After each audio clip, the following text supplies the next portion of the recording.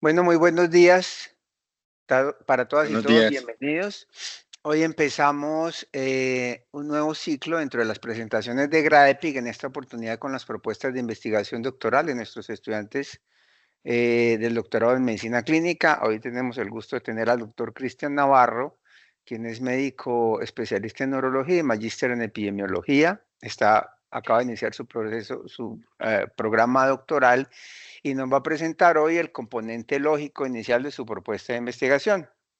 Bueno, un título muy largo como ven ahí, pero básicamente la preocupación de Cristian es la definición de los desenlaces en los pacientes con el desorden del espectro de neuromielitis óptica. Adelante, Cristian, bienvenido y muchísimas gracias. Gracias, profesor Fabián. Buenos días. Sí, el título largo, perdón que lo dejé en inglés, pero pues para dejarlo igual que lo que fue la propuesta que se envió. Entonces vamos a empezar a hablar de lo que es nuestra enfermedad, el desorden del espectro de la neuromielitis óptica. Actualmente no se considera una sola enfermedad, sino un grupo de condiciones o enfermedades autoinmunes que son inflamatorias y se caracterizan por hacer una desmielinización del sistema nervioso central, tanto bueno, o principalmente en los nervios ópticos de la médula espinal, pero también afecta el tallo encefálico y en menor medida el diencéfalo y el resto del cerebro. Comparten características clínicas estas condiciones, por eso ya se dejó de llamar neuromielitis óptica, sino que se llama desorden del espectro, y unas características radiológicas también, pero sobre todo el marcador principal es que estas condiciones tienen la presencia de un anticuerpo llamado antiacuaporina 4, que es una IgG tipo 1, o también se llama anticuerpo anti-NMO o de neuromielitis óptica, que ese es el principal marcador para hacer el diagnóstico. Dentro de la epidemiología, la edad media de presentación es de 40 años, tiene una gran predominancia en mujeres con una relación mujer-hombre de 9:1, aunque en los datos más recientes se ha bajado casi entre 7-8-1. Y en relación con los casos, predomina en población afroamericana. Aquí en Colombia predomina mucho en la costa pacífica, con 0.7 casos por 100.000 personas año. En los caucásicos en menor medida, que va de 0.037 hasta 0.132 por 100.000 personas año. Y también predomina más en población adulta que en infantil, con una incidencia de 0.039 a 0.73 por 100.000 personas años en los adultos y de 0.01 a 0.06 por 100.000 personas año en los niños, según las series que se revisan. Específicamente en Colombia se reportaron, eh, como es una enfermedad huérfana de notificación obligatoria, entonces se reporta al CIVIGILA entre el 2017 y el 2021 se reportaron 2.650 casos ya confirmados y se calculó una prevalencia de 5.3 a 5.4 por 100.000 habitantes. Esto tiende a aumentar un poco. No hay datos actualizados y confirmados de los años más recientes, por lo que estos datos se siguen revisando. Pero a pesar de que es una enfermedad huérfana, no hace parte de las enfermedades de la cuenta de alto costo o o dentro de como las cohortes de esclerosis múltiple, dado que la incidencia aumenta mucho, entonces el interés tampoco ha sido tan alto en su vigilancia. Dentro de la fisiopatología tenemos que esta acuaporina 4 es una proteína o es un conjunto de proteínas que forman en conglomerado un canal de agua que está ubicado preferencialmente en el astrocito y permite garantizar la homeostasis del sistema nervioso central y mantener la barrera hematoencefálica indemne. También se han ubicado en riñón, músculo, vía aérea. También hay otros tipos de acuaporina en otros órganos, pero a pesar de que están presentes en estos órganos, la enfermedad cuando se manifiesta en el sistema nervioso central y rara vez afecta otro órgano.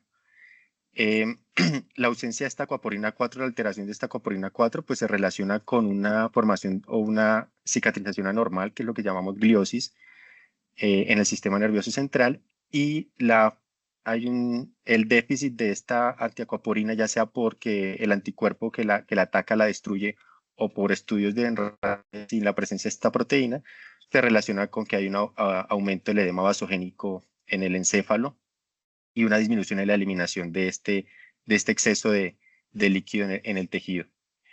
El marcador más importante, como les había mencionado, es la presencia de esta inmunoglobulina G tipo 1 contra la proteína, que inicialmente cuando se empezaron a desarrollar las pruebas diagnósticas se veían en el 70-80% de los casos. En la medida que esto ha mejorado con las técnicas, ya se ha reportado un poco más del 90% de los casos. Se cree que los pacientes que tienen la prueba negativa es porque la técnica no lo logró captar, pero casi que se supone que todos deberían tener el anticuerpo positivo. Y igualmente cuando el anticuerpo sale negativo, ya sea en suero o en el líquido cefalorraquídeo, uno hace cada 6 meses la búsqueda activa del mismo hasta poderlo detectar, porque inicialmente después de un ataque a la enfermedad, pues puede que se negativice. Este anticuerpo está presente principalmente en el suero, más que en el líquido cefalorraquídeo, pero hay casos en los cuales solo se ha detectado en el líquido cefalorraquídeo, más no en el suero del paciente. Y en cuanto a la IgM, se ha detectado alrededor del 10%, pero su significado dentro de la fisiopatología todavía no es muy claro. Aquí tenemos un resumen de la fisiopatología. Tenemos la indemnidad de la barrera hematoencefálica, el astrocito con la unión que hace con los vasos sanguíneos, formando la barrera hematoencefálica, la acuaporina, y llegan los anticuerpos. Parece ser que los anticuerpos que se forman a nivel sistémico llegan al sistema nervioso a través de las áreas que tienen o que está desprotegida la barrera hematoencefálica, como lo es el área postrema, el diencéfalo, las zonas circunventriculares, que por ende puede pasar a través de los vasos sanguíneos y atacar la acuaporina 4, activa el complemento, forma complejos de ataque a membrana y se forma todo el proceso inflamatorio con la migración de la microglía, la migración también de células inflamatorias desde el torrente sanguíneo, con la destrucción del astrocito y la posterior destrucción adyacente al oligodendrocito, que es lo que va a generar la desmielinización y en consecuencia la destrucción de toda esta homeostasis de la neurona, también genera destrucción del axón y también del soma de la neurona y todo el daño y la cicatrización que luego va a generar a largo plazo. Luego no hay un proceso como tal de cómo se ve en esclerosis múltiple de destrucción crónica permanente y progresiva, sino que es una destrucción que depende de cada proceso inflamatorio. Entonces, una vez pasa todo este proceso inflamatorio y se restaura la, la barrera hematoencefálica, pues entra en un proceso de cicatrización ya con neuronas oligodendrocitos totalmente destruidos, pero pues una presencia aumentada de astrocitos reactivos, que es lo que forma el proceso de gliosis. Dentro de los criterios diagnósticos se definieron en 2005, se actualizaron más bien. Tenemos que para que un paciente tenga esta condición debe tener la presencia medida por la mejor técnica disponible del anticuerpo contra antiacuporina 4, pero que tenga al menos uno de los 6 características clínicas más importantes, que tenga un episodio de neuritis óptica o un episodio de mielitis transversa aguda o un episodio del síndrome de área postrema, que es una inflamación básicamente del piso del cuarto ventrículo, y se manifiesta con hipo, náusea y vómito incontrolable, que no lo explique por otra causa, o un síndrome de tallo encefálico, o que tenga un episodio de narcolepsia, o incluso secreción inapropiada de hormona antidiurética, que es lo que se llama un síndrome clínico diencefálico, o el sexto, que tenga un síndrome cerebral, ya sea una hemiparesia o una hemipoestesia por lesiones evidentes en resonancia. Aquí tenemos algunas características a grosso modo. Tenemos lesiones inflamatorias extensas en médula espinal, incluso llegando a atrofias severas. Lesiones que pueden ser a nivel cervical, torácico, lumbar, que pueden ser bastante prolongadas, que pueden afectar toda la sección transversal de la médula. Tenemos afectación del nervio óptico, casi en toda su longitud, e incluso del quiasma óptico. Está la afectación del área postrema y del piso del cuarto ventrículo, como se puede ver en esta zona, y también en otras zonas del tallo encefálico, que es lo que se llama el síndrome del tallo encefálico. Y en cuanto a las lesiones del diencéfalo, pues podemos tener toda la afectación del tercer ventrículo, ya sea en la cara medial de los tálamos, en el hipotálamo, y lo que se llaman los síndromes encefálicos, que es toda la afectación de los centros semiovales de forma extensa, difusa e del mismo cuerpo calloso. Son las características radiológicas. Dentro de la terapia hay estudiados y aprobados estos 8 medicamentos más la terapia de glucocorticoide, pues que no se recomienda tampoco mantenerlo a largo plazo por todas las complicaciones. En Colombia hay unos medicamentos que todavía no están, como satralizumab, ravulizumab. Tocilizumab está, pero no está indicado para este caso. Lo mismo que vilizumab, sino que usualmente se utiliza satioprina, micofenolato mofetilo y especialmente rituximab. En casos muy, muy específicos y con procesos administrativos legales, eculizumab y tocilizumab a veces se puede utilizar. Todos con mecanismos de acción muy diferentes. Algunos pues son prodrogas como el micofenolato, de las purinas, análogos de las purinas, perdón, como la satioprina, otros son anti-CD20 como el rituximab, otros son anti-CD19 como el inebilizumab, y otros son anticuerpos contra lo que es el complemento, como el eculizumab, ravulizumab, y otros son anticuerpos contra el receptor de interleuquina 6, como el tocilizumab y el satralizumab. Y esto lo ampliaremos un poquito más adelante.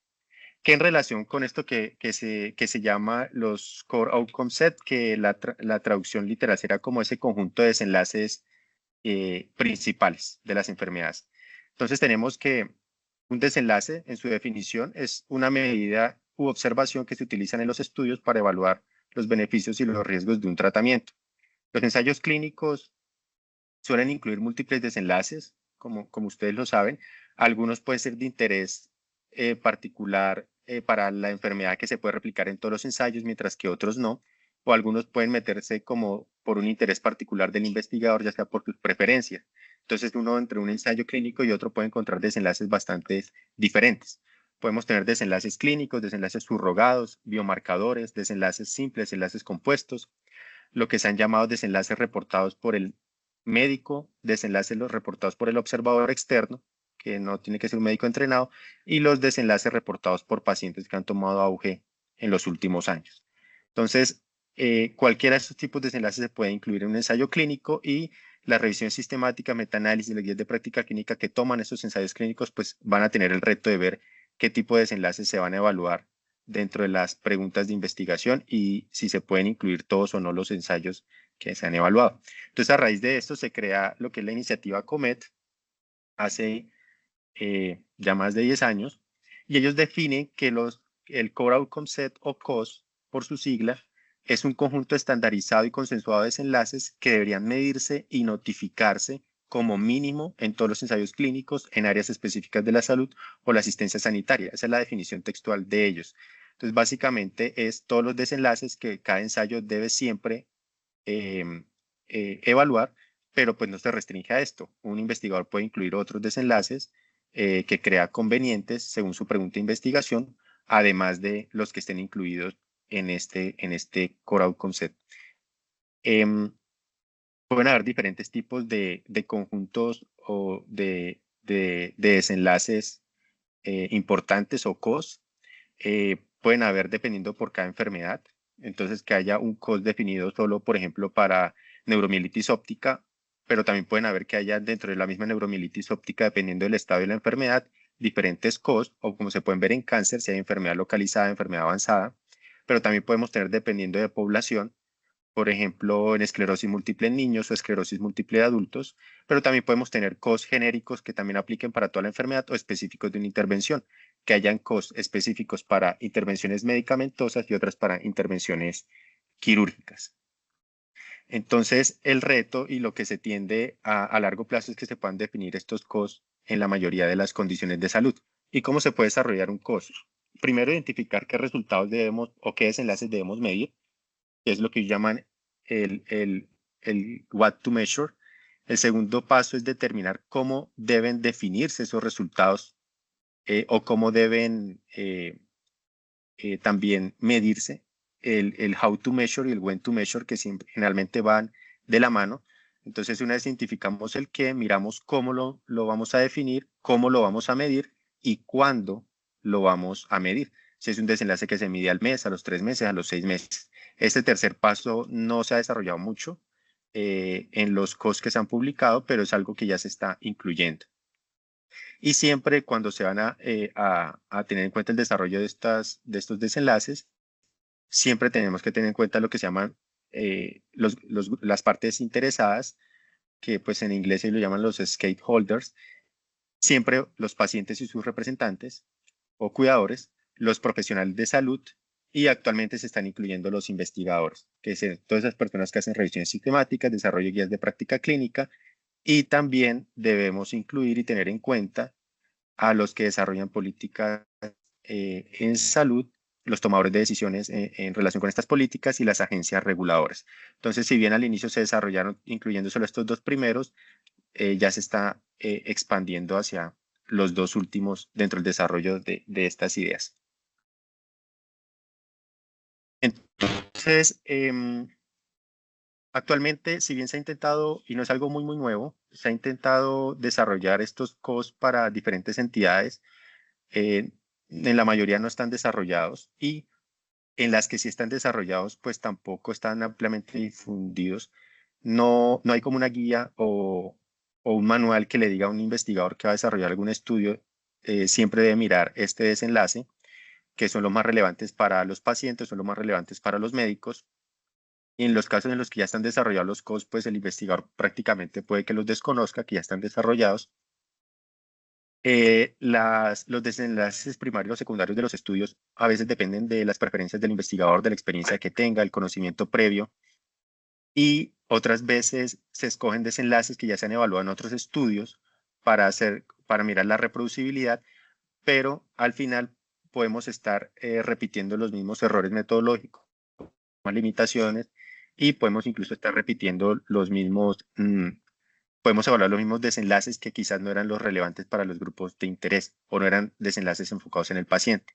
También tenemos el problema de que esta selectividad como personalizada o personal o a criterio del investigador sobre qué resultados medir en su estudio, pues puede llevar a que se presenten los resultados más significativos algunas veces, que no se presenten los menos significativos, y esto hace también que se desarrolle o que se presente algo que se llama el sesgo del reporte del desenlace, y es que al final los estudios miran desenlaces tan diferentes que no siempre se van a poder, dentro del desarrollo de una revisión sistemática, un metaanálisis o de una guía práctica clínica, no siempre se van a poder incluir todos esos estudios porque no todos miraron el mismo desenlace.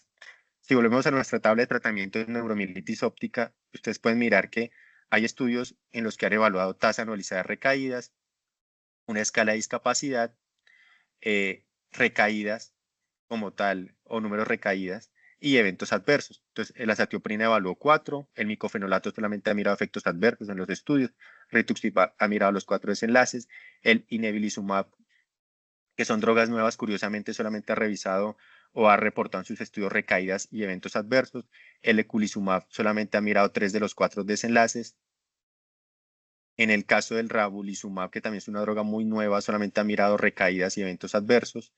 El tocilizumab miró 3 de los 4 y el satralizumab, también que es de los más modernos, sí miró los 4 desenlaces. Entonces hay bastante heterogeneidad en los desenlaces que se han mirado independiente, que sean estudios viejos como azatioprina y micofenolato y rituximab, o sean estudios muy modernos como lo es el caso del satralizumab y el ravulizumab. ¿Cuáles son las ventajas de los COS? Pues permiten estandarizar la elaboración y la aplicación de los indicadores en salud.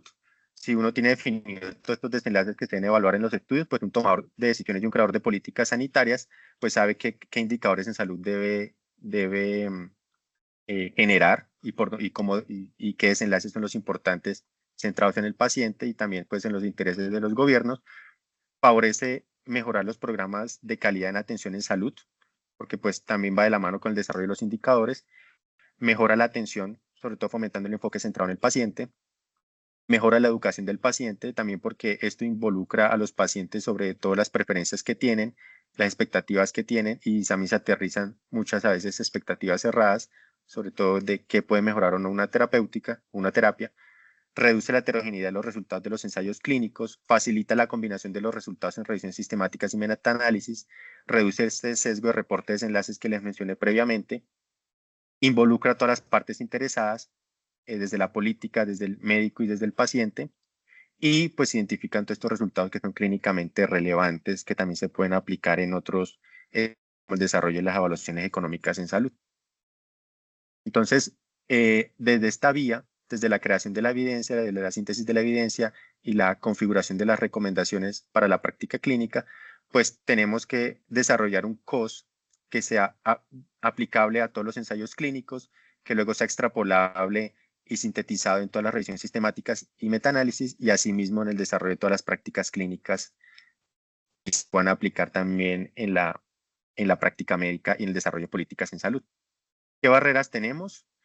Que curiosamente dentro de las revisiones sistemáticas de Cochrane, solo el 7% para este estudio referenciaron COS en relación con los desenlaces que se estaban midiendo, que las guías de práctica clínica se han detectado que solamente 38 de ellas han usado COS en las PICO que han propuesto responder, pero muchas veces no han referenciado como los artículos originales de donde se publicaron estos core outcome set, y que curiosamente el 15% de los investigadores tienen conocimiento acerca de lo que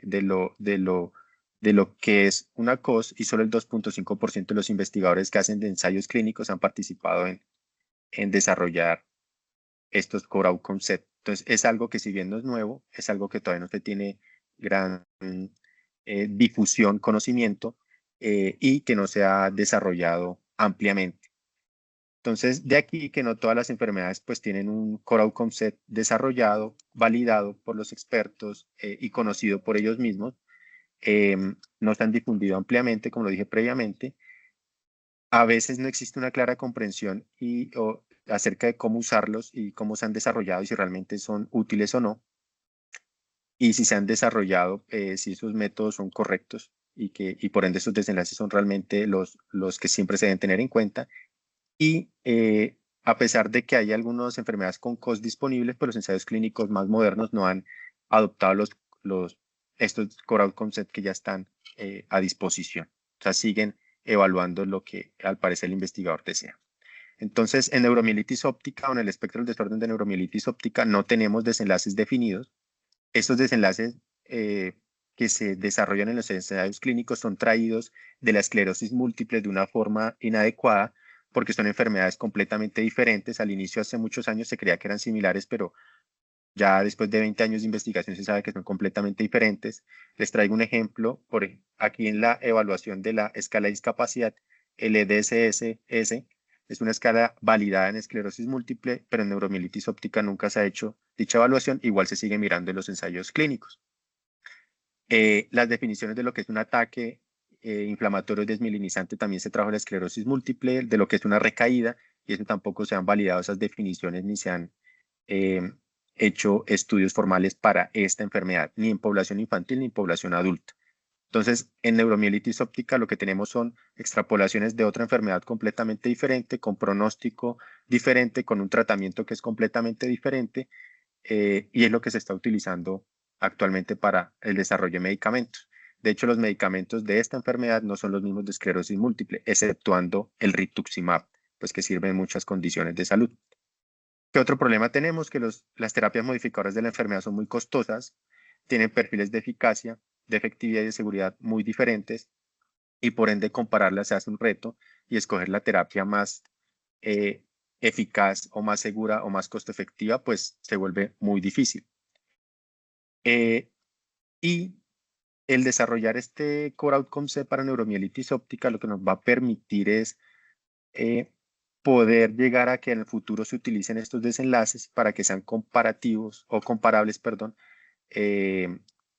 los estudios que se desarrollen a futuro en el desarrollo de los nuevos medicamentos, porque se van a seguir desarrollando todas estas terapias biológicas.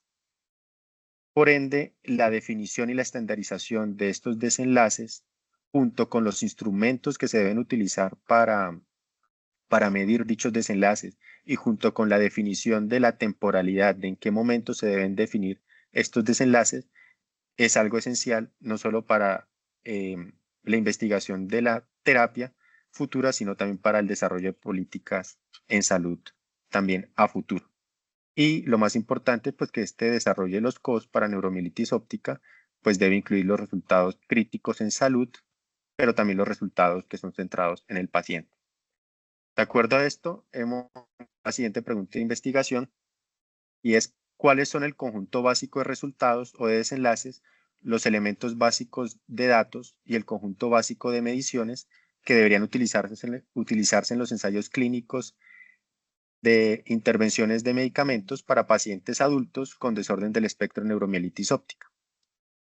El objetivo general, pues, es desarrollar el conjunto básico de resultados, los elementos básicos de datos y el conjunto básico de mediciones que deberían utilizarse en los ensayos clínicos de intervenciones médicas o desarrollo de medicamentos para los pacientes adultos con desorden del espectro de la neuromielitis óptica. Tenemos 6 objetivos específicos. El primero es para identificar los desenlaces utilizados en los ensayos clínicos de neuromielitis óptica, se llevará a cabo una revisión sistemática de la literatura. Para determinar qué elementos de datos se han utilizado en cada desenlace en los ensayos clínicos de neuromielitis óptica, se llevará a cabo una revisión sistemática de la literatura. Para establecer la diferencia mínima clínicamente importante para cada desenlace utilizado en los ensayos clínicos, se realizará una revisión sistemática de la literatura. El cuarto objetivo, para identificar los instrumentos de medición aplicados a cada desenlace en los ensayos clínicos, se realizará una revisión sistemática de la literatura.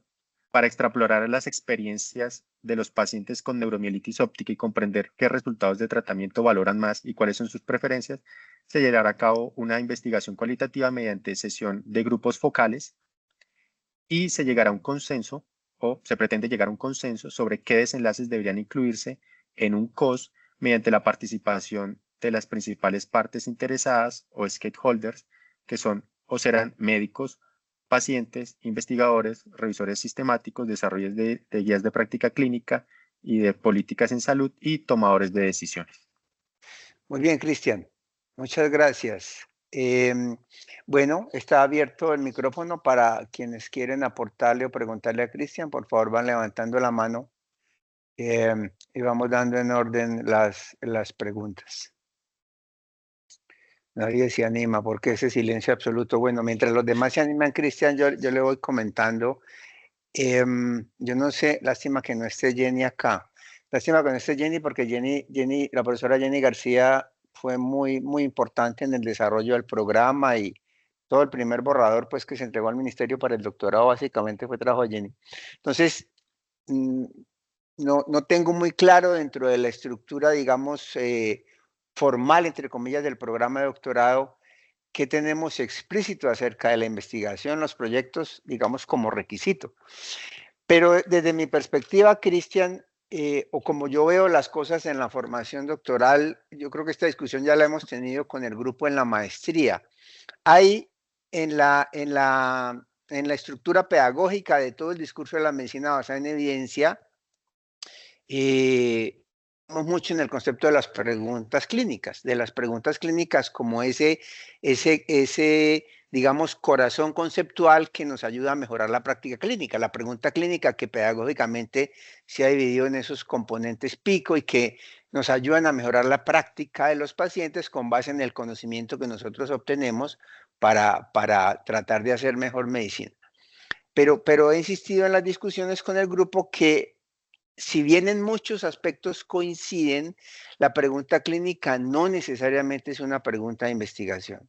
Yo creo que la filosofía y los conceptos son muy distintos y creo que las preguntas de investigación son las que deben orientar nuestra formación tanto en la formación de magíster como en la formación de doctor. Las preguntas de investigación que tienen muchas características que ya pues conocemos, identificar el problema de investigación, identificar ese problema como brecha de conocimiento, cómo lo llenamos y adicional a esa pregunta de investigación, yo siento que en la formación doctoral necesitamos 2 plus adicionales o lo que yo creo que hace la formación doctoral diferente de la formación en maestría es que la pregunta de investigación apropiada además tenga una hipótesis novedosa y que la pregunta de investigación pegada de una hipótesis novedosa se acompañe de un desarrollo metodológico que permita la formación del estudiante en ciertos aspectos relevantes de ese proceso de investigación. Entonces, toda esa carreta, Cristian, para decirle que yo percibo, que a mí me parece que acá hay una pregunta clínica muy buena, de mucha utilidad, de mucha necesidad. Usted nos convenció de que la gente está haciendo una copialina de esclerosis múltiple sin mucha crítica y eso necesariamente afecta a los pacientes que tienen la condición clínica del espectro de la, bueno, de la condición que usted quiere analizar. Pero la pregunta clínica muy buena no me parece que pegue muy bien como pregunta de investigación. O sea, yo no siento que esté mostrándose, mire lo que no sabemos, mire lo que no falta, mire desde el ojo, desde el punto de vista de investigación. Usted está diciendo, mire lo que no sabemos desde el punto de vista clínico, pero desde el punto de vista de investigación no es tan clara la pregunta y eso se ve mucho más claro en el hecho de que es una pregunta que no se acompaña de una hipótesis. La investigación, en términos reales, cuando hacemos investigación, necesariamente tenemos una hipótesis. En la mirada tradicional estadística se habla de hipótesis nula y de hipótesis alterna, pero en la mirada clínica siempre tenemos hipótesis conceptuales, que es lo que nosotros creemos que va a pasar cuando intentamos resolver esa pregunta. Y yo siento que ahí, Cristian, el asunto no está muy claro porque su pregunta es fundamentalmente clínica y muy importante y necesita mucho trabajo, pero en su formación como investigador, yo siento que se queda corta, hermano. Y mire que en los objetivos eso se ve mucho mejor. De sus objetivos, de sus 5 o 6 objetivos, hay básicamente un grueso de revisiones sistemáticas.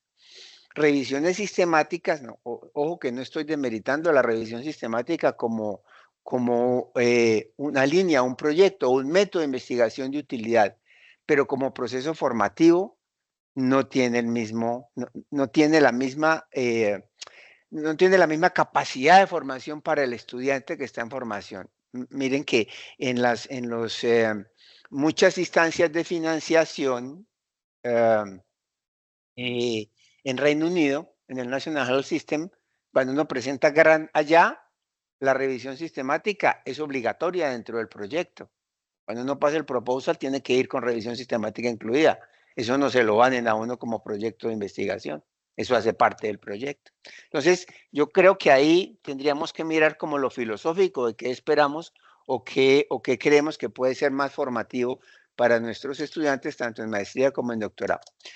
Heider Bautista, adelante, qué pena que eché mucha carreta. Muchas gracias, profesor. Cristian, muchas gracias. Me parece que su propuesta es muy interesante. Si bien no aporta datos como tal vez novedosos o nuevos en cuanto a un desarrollo de una hipótesis, creo que permite construir un puente entre lo que ya está construido y lo que ya se ha evidenciado inicialmente de las enfermedades desmielinizantes a la práctica, es decir, está trayendo los resultados, la propuesta la entiendo yo como nos está trayendo información desde la investigación clínica hacia los usuarios o los quienes realizan la práctica. Me parece que esto es una estrategia muy cercano a las ciencias de implementación. Creo que es una propuesta muy interesante y que puede traer orden, organizar y estandarizar una atención de un grupo de personas que su curso de enfermedad es con un pronóstico bastante hostil para ellos y pudiese, al momento de estandarizar y sistematizar esta práctica, mejorar la práctica en sí. Gracias, Eider. Gracias, profesor Fabián. Esta parte de la pregunta la discutimos con mi supervisor, el doctor Flores, y es que para esta propuesta de tesis es o fue retador por la planteamiento de la pregunta porque se sale del marco o del esquema pico de la que estamos más acostumbrados en el desarrollo de las preguntas de investigación, las preguntas, por ejemplo, el desarrollo de las guías de práctica clínica. O sea, aquí si ustedes miran, no hay un comparador, no hay como tal una intervención que vayamos a hacer, sino que lo que vamos es a ver qué hay, vamos a mirar qué desenlaces hay, necesitamos entonces varias revisiones sistemáticas, ver qué instrumentos de mediciones hay que se han utilizado y detectar también baches en el conocimiento. Luego sí, para crear ese conocimiento que queremos nuevo, entonces ya nos toca ir en la práctica el grueso va a ser el desarrollo de los grupos focales y del consenso Delphi, que es el último el último objetivo específico. Si bien de los 6 objetivos, 4 son revisiones sistemáticas, eso realmente es una parte pequeñita porque va a hacer es explorar y buscar y ver qué hay, detectar la ausencia de conocimiento, pero el gran grueso va a ser poder hacer el consenso de Delphi, que es un consenso que toca hacerlo internacional, y el reto está ahí en buscar a los expertos que nos apoyen, y con los pacientes hacer los grupos focales para involucrarlos a ellos en esto, que son los 2 últimos objetivos específicos. Entonces, por todo esto, la pregunta se salía como de ese marco, se volvía retadora, volviendo a lo que el profesor Fabián decía, y por eso no la traje como en ese formato pico, sino de una vez plasmada, después de exponerlo el problema de investigación, de una vez plasmada de cómo va a ser la pregunta como tal. Yo creo que es por la particularidad del tema que vamos a tratar, más no que vamos a proponer hacer intervenciones y compararlo con un referente. Me parece, Daniel no comprobado, debe ser el profesor Daniel Camilo. Ah, sí, yo Daniel, que usted está entrando como Daniel no comprobado. No, es Hágale, mano. casi, casi que no entro, Fabián. Hay que hablar con Juan Day de Comunicaciones, que hay como no sé si en las invitaciones previas el link no funciona y por ahí me lo pasaron. Ya le había comentado a Juan David que hay problema como para el acceso a veces. Entonces, por ingresar rápido me puse solo Daniel. Buenos días para todos, ¿cómo están? Bueno, no, lo que yo quería decir es, sí, de acuerdo con Fabián en que hay que alimentar esa discusión de lo que queremos como tesis doctoral. En particular, no necesariamente, Cristian, la pregunta de investigación en una tesis doctoral tiene que acomodarse a un esquema pico, ¿cierto? Eso tiene su propósito, surgió para un propósito en particular, pero no es que tenga que ajustarse a un esquema pico, ¿sí? Entre esa discusión entre lo novedoso, lo original, que debe ser una tesis doctoral, eso tiene que estarse planteando al momento de la formulación del problema, ¿sí? Porque hay un vacío de conocimiento, incluso aunque haya evidencias previas, ¿sí? Que soporten que sea necesario hasta replicar un estudio, ¿sí? O sea, que el tema de lo novedoso original puede tener muchas dimensiones, incluyendo, por ejemplo, hasta la replicación. ¿Listo? Pero generalmente uno sí espera que el trabajo de tesis doctoral genere un nuevo conocimiento, ¿cierto? Basado pues tal vez en conocimientos previos, pero que esté generando su propio conocimiento. Y tal vez eso no queda muy explícito, por ejemplo, cuando muestran los objetivos, porque incluso también hay que tener una precaución y es que en los objetivos no debe ir lo metodológico, ¿sí?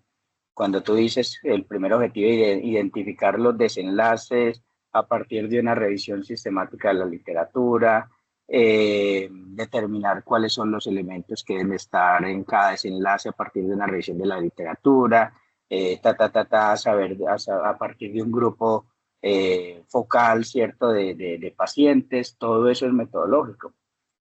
Entonces, ¿qué se pierde ahí? ¿Qué es lo que te estás preguntando para cada uno de los objetivos? Si tú dices identificar los desenlaces, pues en el planteamiento del problema habrá que que hay un vacío de conocimiento sobre los desenlaces, ¿cierto? Si tú dices determinar cuáles son los elementos que han sido usados en los ensayos clínicos, ¿cierto? Para los desenlaces, tú tendrás que decir por qué hay un vacío de conocimiento. Si tú dices explorar las experiencias y las comprensiones de los tratamientos, de los desenlaces para los tratamientos, entonces, ¿qué es eso de experiencias y comprensiones, sí, que tendrán los pacientes o las personas que participan en esos grupos focales? O sea, ¿cuál es la pregunta que hay detrás sobre las experiencias y las comprensiones? Y eso, ¿qué pregunta está tratando de responder y por qué eso es novedoso o es original como tesis doctoral? Entonces, cuando aparecen de pronto aquí en los mismos objetivos específicos aspectos de cómo se va a desarrollar una identificación, una determinación, una exploración, alcanzar un consenso, ¿sí? Entonces, como que se está perdiendo realmente lo que puede ser novedoso para un trabajo de tesis doctoral. La pregunta fundamental para que se pueda darle ese valor de originalidad, de novedoso, ¿cierto? O incluso si hay que replicar un trabajo, pues eso también puede ser válido en una tesis doctoral, pero hay que sustentar porque es necesario, ¿cierto? De dejar ahí la semilla para el público, para los jurados, para tus pares, de que hay un vacío de conocimiento, ¿sí? Entonces, creo que hay que revisarlo, ¿sí? Por ahí, Fabián, y a Iván, pues como para la discusión a nivel del doctorado, mandé una referencia, ¿cierto? Un capítulo donde qué es eso de la originalidad en una tesis de doctorado, y seguro van a encontrar que también no hay mucho acuerdo, pero yo creo que parte de eso, de que tú tienes varios objetivos que probablemente están respondiendo a varias preguntas de investigación, pero que no queda claro si hay un vacío de conocimiento, ¿cierto?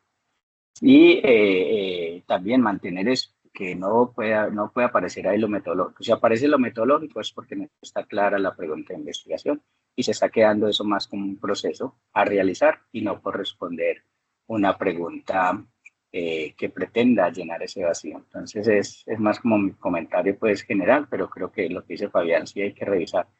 ¿Qué es eso de novedoso? ¿Qué es eso de original en una tesis doctoral? Y puede que eso esté implícito ahí en tus objetivos, pero pareciera como está redactado que no, ¿cierto? Que no, pues como, pero con la puerta abierta hacia la discusión, Cristian, sería como mi comentario y mi sugerencia, ¿sí? Gracias, profesor Daniel.